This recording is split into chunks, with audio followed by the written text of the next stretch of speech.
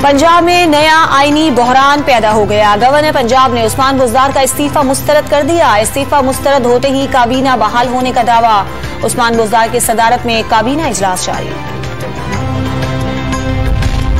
Speaker कौमी assembly नौ मुंतखब वज़ीर आला हमजा शहबाज से हल्फ लेने गवर्नर हाउस पहुंच गए। लीगी रहनुमाओं की आमद भी जारी। वज़ीर आला का इंतखाब कानूनी तौर पर हुआ।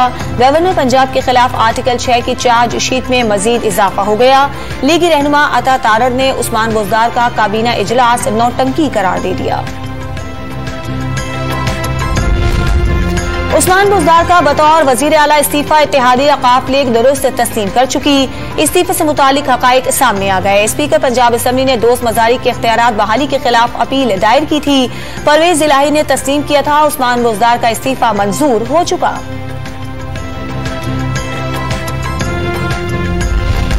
पीटीआई ने लाहौर हाईकोर्ट के सिंगल बेंच के फैसले के खिलाफ इंट्रा कोर्ट अपील पर एतराज आयद कर दिया। हमजा शहबाज, विफाक और सूबाई हुकूमत को फरीक बनाया गया है। लाहौर हाईकोर्ट असम्बली मामलात में दखल अंदाजी नहीं कर सकती। अपील का मतन। साबिक वज़ीर आज़म इमरान खान ने धमकी आमेज मरासले पर सदर मुमलिकत और चीफ जस्टिस पाकिस्तान को खत लिख दिए। पाकिस्तान की खुद मुख्तारी और जमहूरियत को लाहक खतरे की तहकीकात की जाए। खत में इस्तदा।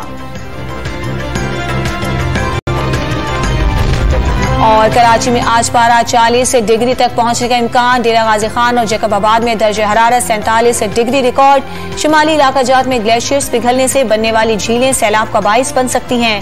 वजारत मौसमियाती तब्दीली की नई वार्निंग जारी।